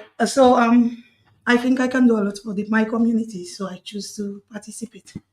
All right. What's the vibes on the ground? Are you getting the support that you need there? Well, to be honest, I haven't been on the ground as often as I should, but so far I have community members coming up to me, Okay. tell me they heard about it, and They'll give you the support. Yeah. Maggie, of course, you are a community man. Of course, in sports, everybody know about Maggie. So, Maggie, you choose to participate in this because we're hearing of the ills in the Roseau City Council. What can you do about it? Yeah, How do you plan to change it? Yeah, well, I'm a person, I enjoy helping to find solutions to issues and have a lot of issues. And I'm ready and willing to find solutions. And then with our experienced counselor, they explained to us, like, we didn't know the vast thing that the council is responsible for. Mhm. And when they explained, they're responsible for recreational spaces, and that is my thing. Mhm. The green spaces and all that kind of thing, So that even give me more courage because I've been having difficulties to get access to playing fields and recreation grounds to train the youths, and then I going back and forth, mass, I go so they tell, all kind of thing. So in that process there, the youths and them are being, disenfranchised, and I want to come and assist in that regard. Mr. Richards, I want to ask you the question there because I know you understand the election on the ground, but we're hearing some words. I just left a news conference earlier, and it was being indicated to me that the electoral list for the council is a problem because the people, you can't get new voters, supporting the move as it relates to electing who they want. Is that a problem there?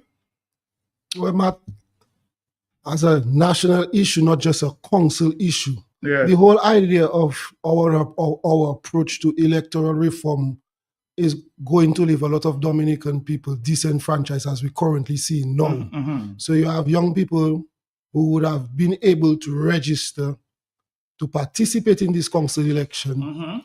have been disenfranchised from exercising their voice. And you're hearing a lot of that on the ground? Yes, we are, especially from the young people, because they want to participate, but because of the suspension, that's a whole year of continuous registration that could not have happened. Mhm. So even have young 18-year-olds, you have 25-year-olds that have never registered, you have 35-year-olds that have never registered, you have people 50 years that have never registered. That is a wide spectrum of the Dominican population, or I should even say, even go to micro it. That is a large segment of the Roseau municipality population that has been totally disenfranchising from expressing their view by the ballot. This idea that the people at the Electoral Commission are doing, it is not right, Matt. You have an election where you give in basically 3 weeks to campaign because you want to give the incumbent, the status quo, the advantage. As you see, Ward 4 is a large hamlet. Large place. Yes. 2 weeks to canvass that. A week and a half ago, we got our electors list to canvass on Thursday. Last Thursday, and the election is next Monday. That is leaving us at a disadvantage. So the Electoral Commission, the Electoral Office, need to present elections in a better manner to the Dominican public if they do not want to seem like they want to disenfranchise a set of the public in favor for one set of the public. And that should not continue. Would you recommend that they postpone the election if you could? But if I had the power, yes, it should be postponed. If I had the power. Because for me, when we talk about the whole electoral process and disenfranchising people, the path we should have gone down is complete re-registration of the list. This hoopla of reconfirmation is just a confusing injection into the whole process, a layer that should not exist, and we see the result of that whole process. All right. I think you wanted to you raised your hands there. I wanted to touch on that, Matt, because actually just about a month before council was dissolved, we came into a meeting. I myself, when the money was passed, I went to the electoral office to get information. So that when I came into contact with the Prime Minister at that meeting at the Kempinski Hotel, I would actually express to him the disappointment in elections being called and people are being disenfranchised. So I went to the electoral office, spoke to the chief election officer, and spoke to the people on the ground. I got the information, I brought it forth in that meeting when that same money had been disbursed. And then, you know, it's practically it intrigued a little of my colleagues from City Council. So much so that we wrote to the Electoral Commission as the council. You wrote? Yeah, and if I wasn't told it, I wanted to bring that letter, but I'll get it to you. From the council, we wrote to the Electoral Commission expressing the council's dissatisfaction in the whole process of people being disenfranchised. Okay, and it's not and yet they still continue the process. Well, some put that it was an ample reason to postpone. And I want to say that because it was said to me at the electoral office. Laws has to be changed so that you can change the date of the elections. But in my term at the council, the date was changed due to COVID lockdown for the 3 months. So my question was, explain to me what the laws would change to facilitate that change of the date. Let's take a phone call. Interesting point there. Hello, talk to me. Yes, Yes, This is Bernard Moore again. All right, give Munsteria my number because I want to be a member of them. All right, 245-1345. You want to be a member of Munsteria? Give Munsteria my number. All right, say it again so they'll call you. Bernard Moore, I want to be a member. Okay. So you want to have them? You want to help them campaign? Then they have a couple of days. Why not? Why not? Okay. Thank you very much. Thank you. This young man is saying he wants you, campaign. You have just a few more days, guys.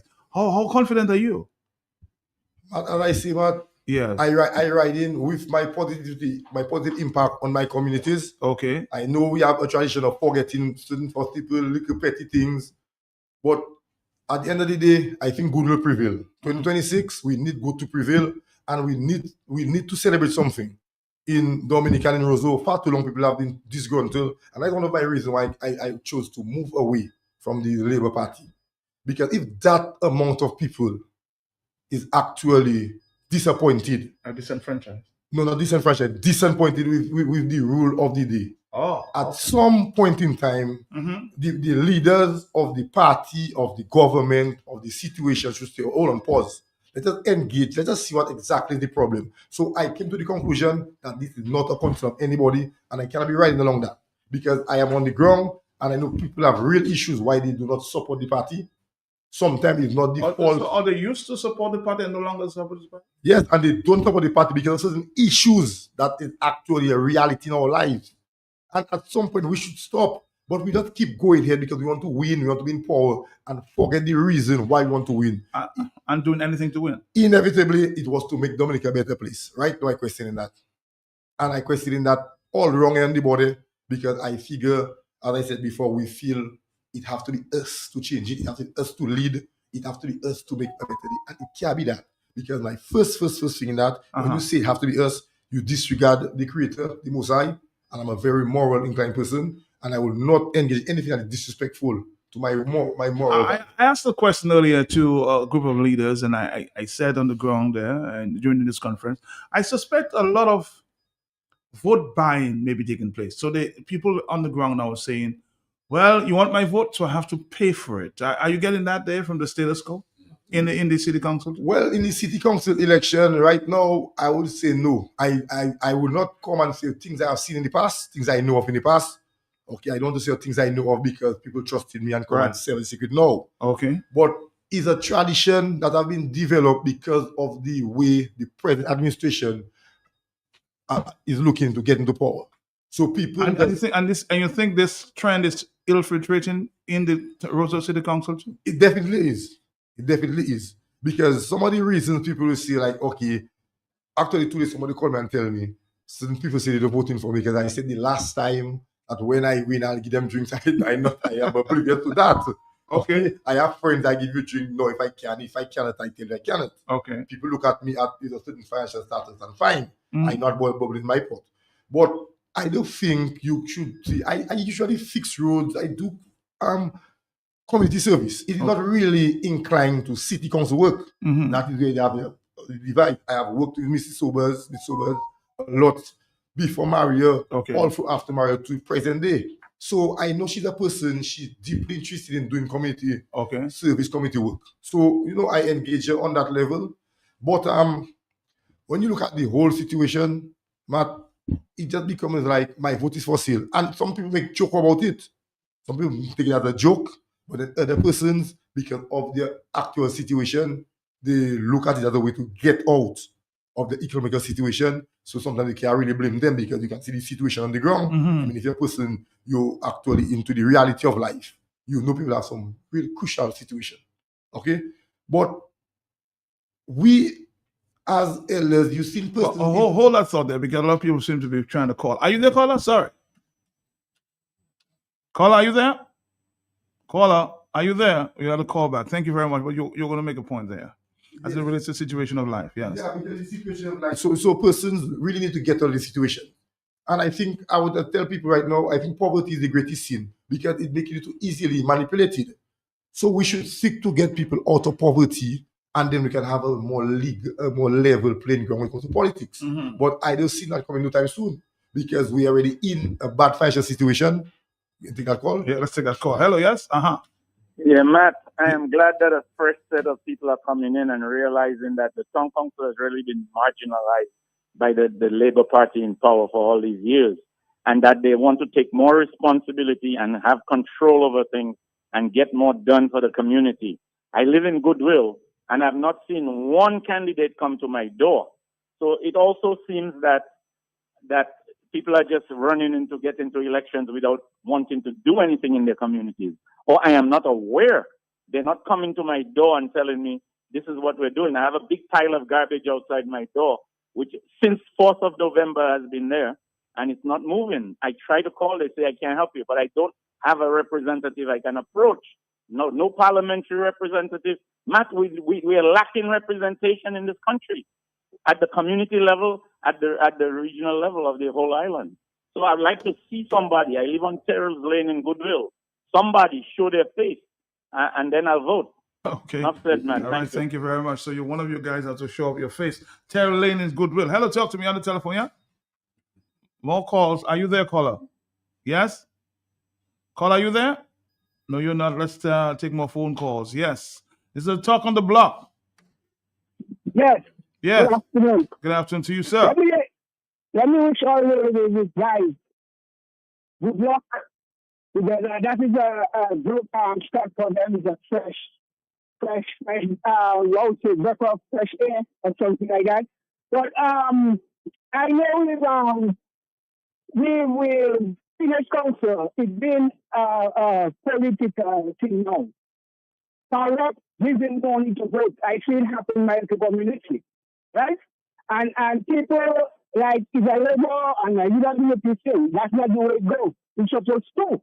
Because I had a situation where we had a village council election.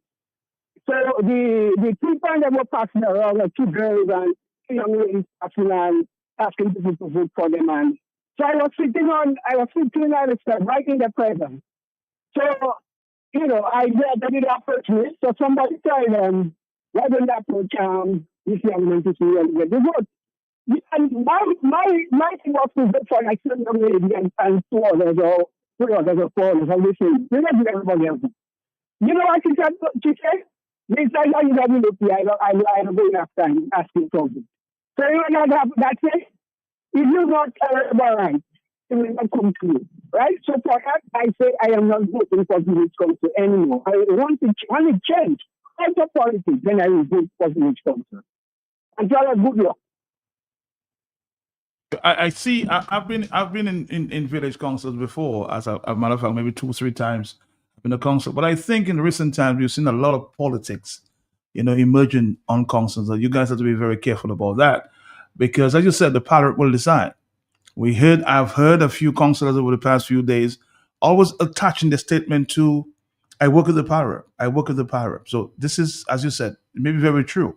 You know, this election cycle may be one that's the MPs of the various Carozo may be involved in this, trying to influence candidates I or want to voters. I want to touch on something that the caller said in terms of, he saying nobody come to his door. Okay. And like Bojo said, we just just how we can have the give us the list, and the amount of places you have to cover in that short space of time is not easy. You know what I mean?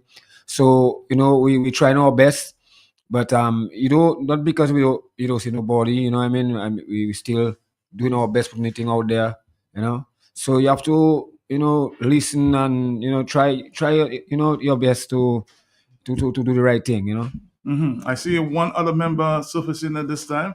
Let's give him a chance to say his piece. Mr. Jason John Baptist, you just stepping in, sir. How you doing, sir? I'm doing good, sir. And how are you doing? Good. You decided to join the Moonseria team on that election. Why? Right? Uh-huh. I would say, as I tell, a while ago, I just had a discussion with some people. Well, I just had a discussion on hot topics. Okay. And as I tell people, most people don't know, especially in Roseau election, that the city council is made out of 13 councillors. 13? 1, 3? Yeah. Okay. Now, 8 of them are chosen. Elected. 8 are elected. And 5 nominated. And 5 nominated by the government. So that means the government puts in 5 of its own people there. Okay. If you do not have a team of candidates going up against where everybody can support that team, then you're going to have a breakdown where the government will always be, especially if 2 of the people win, they always have absolute power. So if you can have a team and you present a team of candidates together, it will give a bigger impact. And with this team of folks there, you have people that are actively involved in the community. Not people because of they supporting a political party, they trying to do something in the community. You have people that are actively involved in the community, in sports, in anything. So I'd rather be on that team and knowing you're on a team of people that really interested in moving the community forward, we can achieve it. And if the supporters get to know or get to see that, because I bet now some of your supporters, some of the people that listen to you on the radio getting to know that is why, or that is how the mayor is chosen. Because there are 5 that there, all they have to do is win 2. And they have the majority. They dictate who's the mayor in the council. Because that means they have 5. 7. And the rest will only be 6. So we're trying to show we can have a whitewash. They lose all of them. You think that's very possible? A whitewash? Well, try to see. That's how you have to try to pass the message. You have to say you can pass the message and see how the people who are really willing, because you have some people that sit down there on the council for many years and tell me what have they done, what have they done to really improve Roseau? What have they done to see how it's not relying on the government alone to give you subsidies. You have ways, your council, you have to see ways and means which you can generate your own capital. You have to have fundraisers. You have ways in which you can do different things. So that is what, it's not just sitting down there and know you're enjoying a stipend from the government just because you're chosen. You have to be able to work for the people. It's like the people put you there to work for them. All right. Any one of you there within that term interested in being mayor? I know it's an election. Let me say something, man. You tell me. Anybody that is interested in running for city council and did not want to be the mayor, they have no place in the race of running. Repeat that. Any person who is interested in running for city council but not interested in being the mayor, they have no place in the race. No, but we can let me tell you. All right. The mayor is a ceremonial mayor, just like the president is ceremonial. Okay. Okay. The chairman of the board. Right. But with the title comes the amount of respect and authority. True. Based on what to say. Yeah. Okay. So if you really want progress in your community and Roseau, you have to want that level of my leadership. Oh, Yeah. But my opinion, Yeah. I need to be clear on the role. I need to know what the role entails. I need to be certain before I can go in a leadership position because I want to be the best leader I can be. Okay. So at present, I'm not interested in being mayor. Oh, you? Okay. Because Somebody else might be. Because I know in order for me to take that role, I have to be certain of myself. I need to be sure. You understand? Yes. Right now, I can assist. I know I have drive. I work hard. Right. I can assist in the council. But as for the leadership role of mayor, You think somebody else should do it? Yeah. All right. No, well, actually, the mayor doesn't have that much of a leadership role in reality. You know? It's the Because council. The council, the mayor doesn't actually even have an ordinary vote. The mayor only have a casting vote. And I've sat in the council with a lot of experienced councillors and looked at the mayor voting. But one day there was people representatives from the ministry and local government, and I had to point it out because they was about to let it go through. Okay. But I have read that in the law, and I know that from day one at the council. Uh-huh. Now, with that being said, my statement wasn't finished. Okay. With being the mayor comes with a certain level of experience. Mhm. So I don't think nobody should come in their first time in the council and be the mayor, because then you're going to have too much time getting acquainted with the actual process and the reality of what is the function of the council and the mayor. So then being a fresh candidate in a 3-year term and you want to be the mayor, by the time you're acquainted, your term will be up. sorry to the present mayor or any past mayors that have been, especially remember under the present mayor. Uh-huh. She's been there for 2 terms, and from the first time. No, you know, she has been here for 3 terms. 2 terms as the mayor. 2 terms as the mayor. 2 terms as the mayor. She has been here since 2016. So when Uden Grove was the mayor. Irene John was the mayor. She was. Uden Grove. The last mayor before Miss Roye was Irene John. And she served, Miss Roye served under Mrs. John. Okay. Hello, on the telephone, are you there? Yes, Mark, I am there. Yes, my brother. Mark, Yes, I'm here. I am Bernard Moore, Dublin Bryn. Yes, sir, I heard that. From Bata. Yes. Because you, based on your surname, all right, you are easily cut off, and based on your surname, and then you are easily lensman. So I add Dublin Prince to my surname, all right? I don't know why you coming to that point there. I've allowed you to speak of 3 times this afternoon, so you have priority then for 49309. You know, very, very you call it C caller, like say a controversial caller sometime. Hello, but let's see. As I said, I asked the question. Nobody has answered the question though. Do you see a mayor within that structure that you have? Yes. Yes, we see a mayor within the structure that we have, and if elected, we will show off who the mayor is. But in the group of us, we are confident that we have a person that we would like to see as mayor and work with. Yes. All right. All right, Dominica, the calls, you can call right now, 4493095, 4493096, and 4493097. The afternoon time is 2:46. Hello, talk to me, yeah? Yeah, greetings, Belgium. Greetings, my brother. Trucker here. Yeah, yes, a trucker.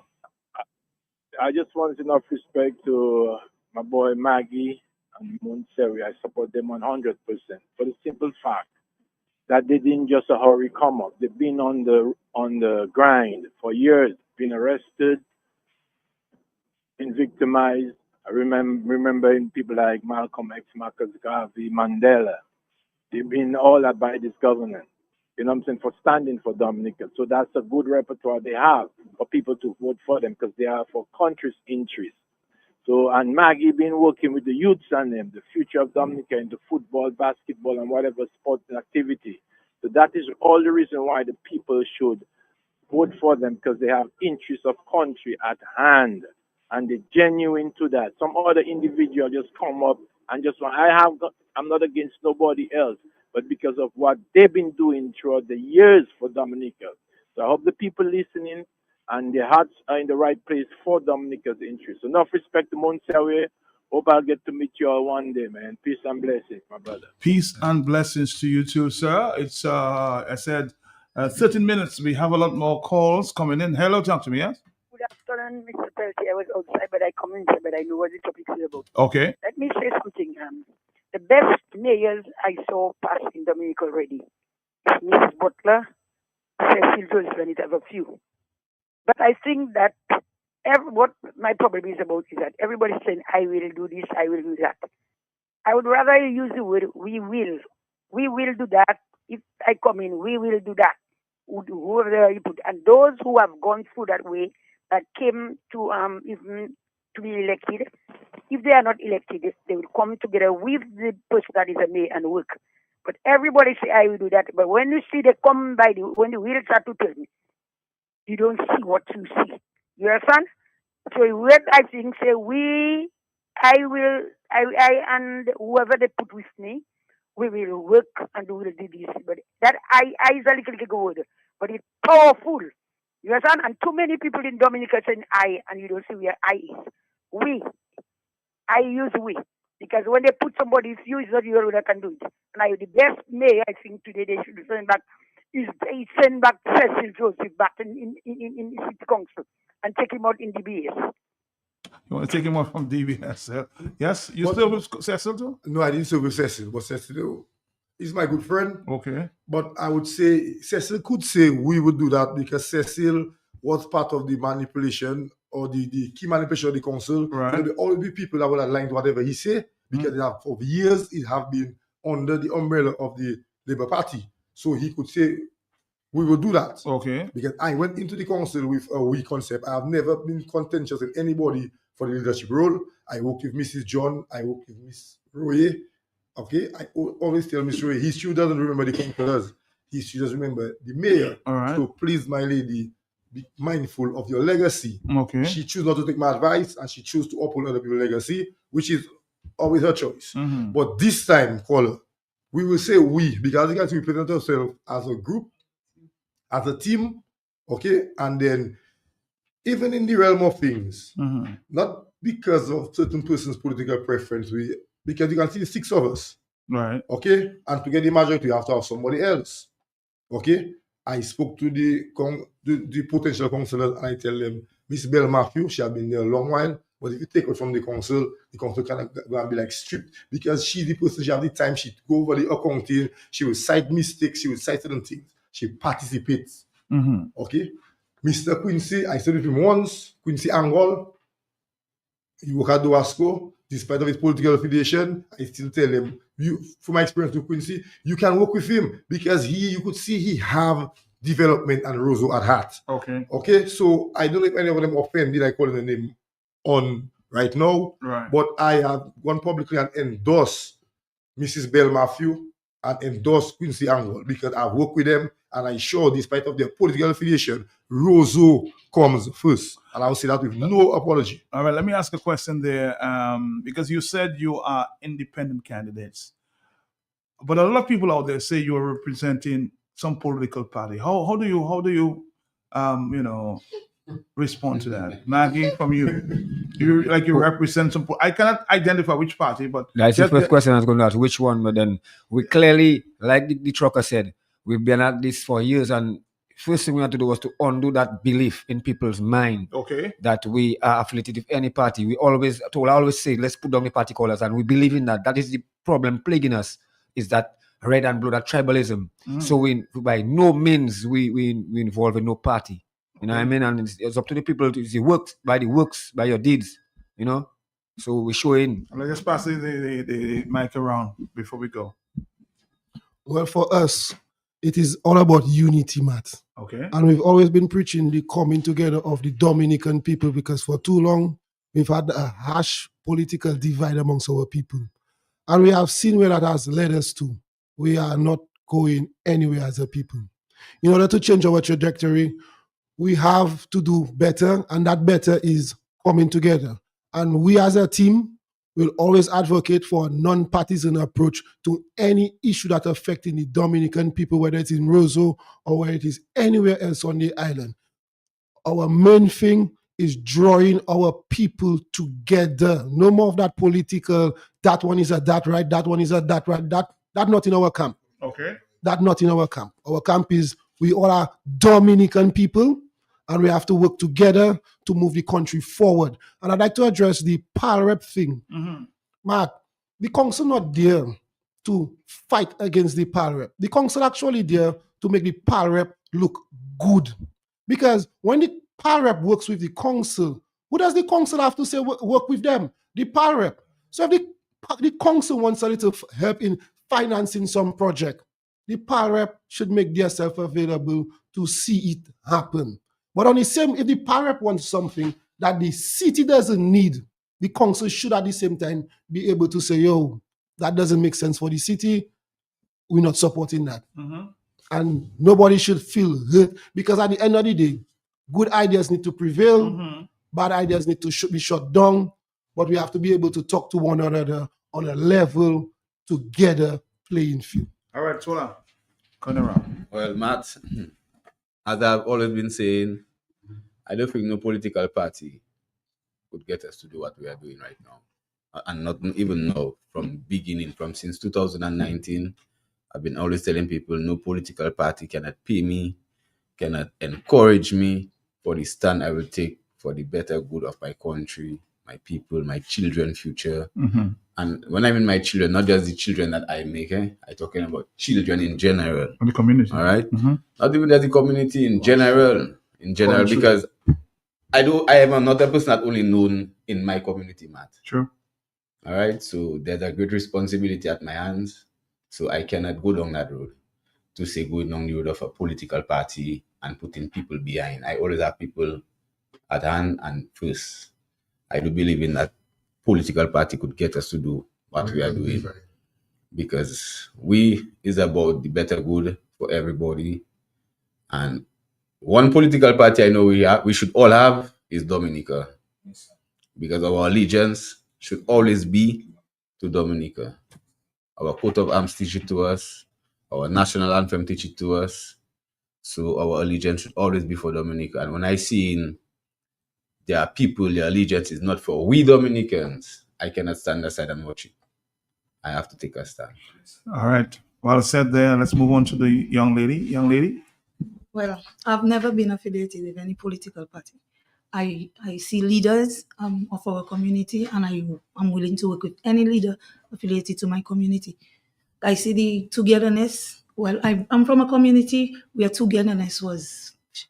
That's why I even got into sports, because I'm from an area, Debians. We had the community together, working together, doing events together, and I see that slowly die away. My child never experienced that.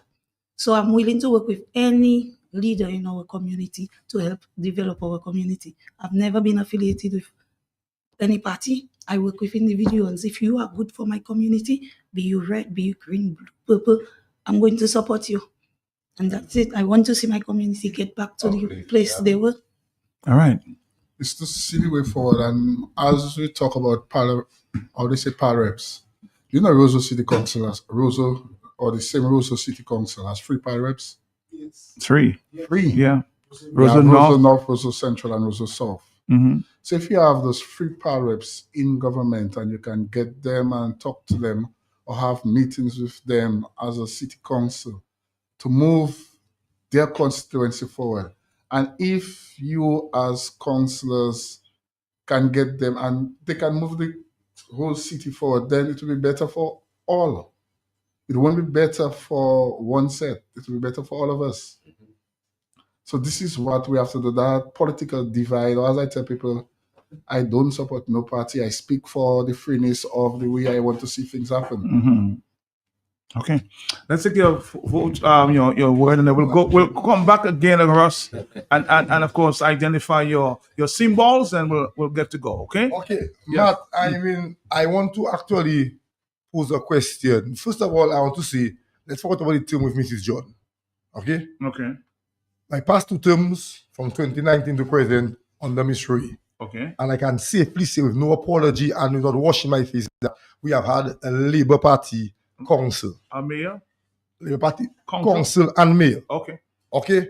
And I can say boldly installed.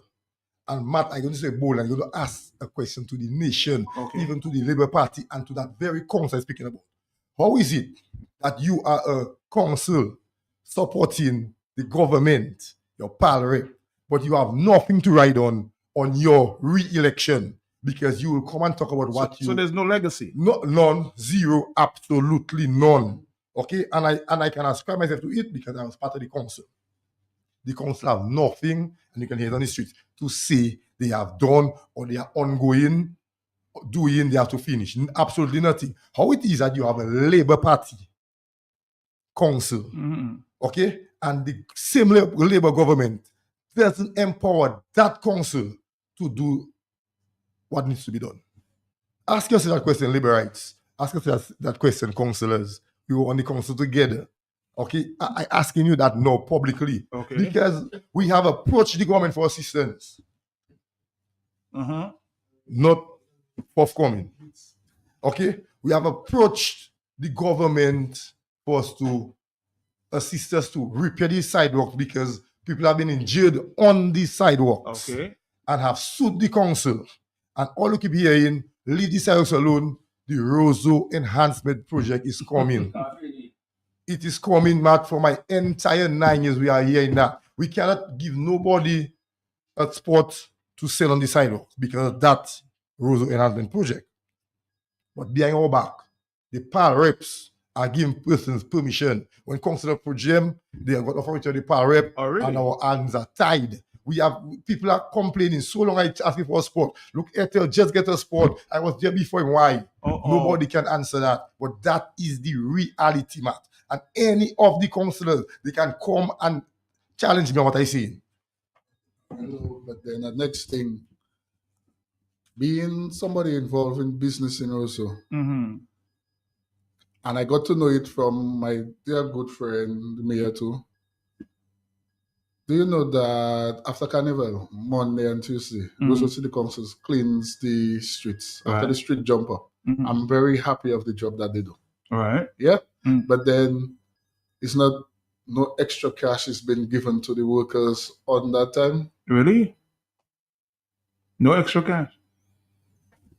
But no extra funding from DFC or the government of Dominica for cleaning that street. That is just like, they say some certain job. They not got no extra bonus or nothing. Let me give you a little opinion from an experience background. In the time of cleanup after Carnival, Roseau City Council actually hire persons to assist the council workers. And quite frankly, it's a shame, but they pay these hired workers more than the council workers. Okay? Not that the council don't do a good job, but the council capacity to actually employ persons to do the work that needs to be done is kind of limited.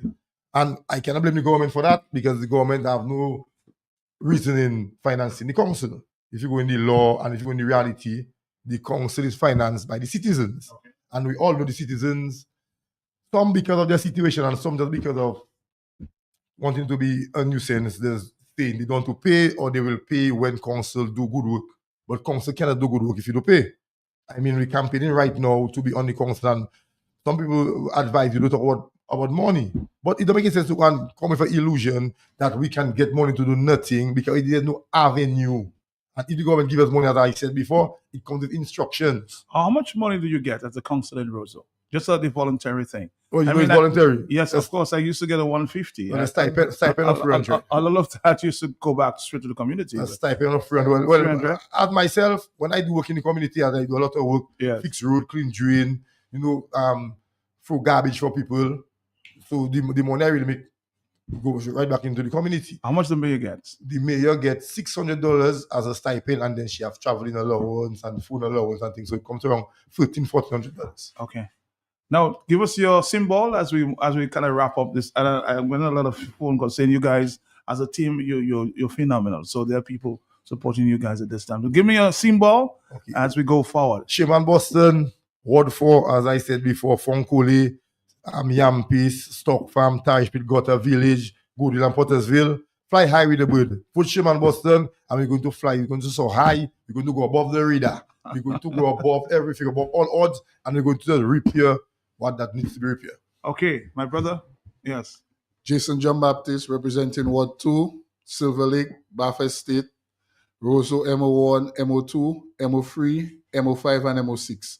The voting areas for Silver Lake and Bathurst State would be at the Calypso House on Monday, MO1 and MO2 at the Roseau City Council office, MO3 and 5 will be MO3 at the Methodist, and MO5 and 6 is at the stadium. Okay. Young lady? Calypso House is for Silver Lake and Bathurst. Christina Sobers, the bicycle, I'm sorry. Goodwill, Santa Roma, and Louisville. Louisville. Tola? Yeah. But you said the bicycle? Yes. How about you two? Okay, Ward 1. My symbol will be the tree, representing Citronne, Fortney, Newton, Kinsale, High Street, parts of Bath Road, parts of Virgin Lane, and Turkey Lane. And always remember, my people, we're looking forward for all you to give us the support on that day, which is the 24th of this month, because we need to make a difference. We need to see something different. Like the caller was saying, you never see nobody passing goodwill. Well, right now, if you vote for that team, I think you can see a difference, brother. And you will see a difference. And the tree is the symbol, as I said already, Maggie. The tree is about greenery and growth. Okay. My name is Kashmir Richards again. I represent Ward 1, well, potentially to represent Ward 1, Citronne, Fortney, Kingshill, Newton, Virgin Lane, Bath Road, some of Bath Road, and High Street. And yes, I would like to tell the people up there to just support us at the present moment. Even if we are unable to come to your door at the present moment, given the limited time, if you want to make a difference, if you want to make a change, if you want to change the direction that we as a people going, if you want to send a message to our society in general as to what direction we as a people, what we want, do we want to go down the same status quo of sufferation, or we want a new trajectory of hope? Support me in the support us in the upcoming election. Again, Kashmir Richards. My symbol is the bicycle. Bicycle. Yes. And finally. Yes, Dunstan Peters, Ward 2, Roseau, Bathurst State, Silver Lake, and my symbol is the boat. Okay. We're sailing on the boat. And just remind the people that where are you sailing to? We're sailing all over. And just to one thing that I is a new thing I learned myself, that you can vote 2 people. Okay. You have 2 votes. So that's a important thing to make people know. Because some people are thinking, who I can vote about? You're on your partner. I put myself my partner. You can vote 2 people. So myself and Jason John Baptist, the bird and the boat, we're in the same ward. Yeah. So check us out. And Matt, I want to emphasize on something, because a person asking me, is it a separate registration to vote for City Council? And I would answer no. Once you are registered to vote in Dominica elections within the bounds of the municipality, you are eligible to vote. And secondly, the confirmation process doesn't affect your coming out to vote. If you haven't been confirmed, that doesn't mean nothing. Still come out to vote. Don't ask us the question about I haven't been confirmed if I'll be able to vote, allowed to vote. Yes, you can vote. Once you are registered to vote in Dominica and you have voted in an election in Dominica, you are eligible. And finally, integrity is a thing you have to look forward to, because as a councillor of the City Council, your signature going to be trusted by the institution, the banks, the utility companies. But one thing I want to stress upon, one of the things, the requirement for you to be a candidate in this upcoming election, City Council election, you have to be resident within the bounds of the municipality. Despite where you are registered to vote, but you have to be living within the municipality for a period of 6 months and no less. So if you're going to vote, even if it's a candidate of your choice, and the person doesn't live in the municipality, understand what you're doing. You are encouraging somebody to. Okay, let's see. Section 4 of the Act of the City Council. Right. Okay, Section 4C. No person shall be qualified to be elected as a member of the council unless he is resident in the city and has been so resident for a period of 6 months or not less than 6 months immediately prior to the date of nomination. So integrity, you're going to need somebody to sign up on documents for you, one of the key functions of a councillor. Right. And then if you know the person begin their whole candidacy with a lie, understand where we're heading. Okay? Because then if you people start the candidacy with lies, why should the institution trust their signatures when they come to say, yes, I know Mr. Matt is living in Goodwood for this amount of time. Any courtesy extended to him will be greatly appreciated, and signed Councillor Shaman Boston, and I live in Trafalgar. It doesn't work out. So integrity is one of the key things on selecting a candidate of your choice, because the integrity goes further, much more than their integrity, because it have to roll up when they come to assist you in your endeavors. And that is one of the key functions of the council. All right, gentlemen, it was a pleasure.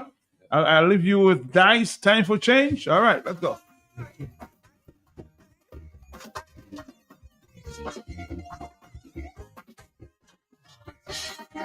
And of course, a lady, the champion lady among them too. Thank you.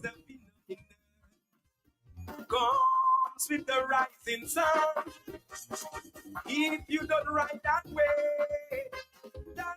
sunshine, you know. And leaders should pay attention to this fundamental principle. Is only the truth that always remains unchanged. If you live by example, you can change the people. If not, people will change and stop following you. There's always another aspiring leader waiting to take over. And sooner or later, I see change coming for sure. It's not doubt that the unemployed people run the corner. Productive of what their citizens are trying to achieve. When one sector is in and the other judges spreading up and leaving, whoa, it's nothing strange. It's like Mama, whoa, pick it up. Mama,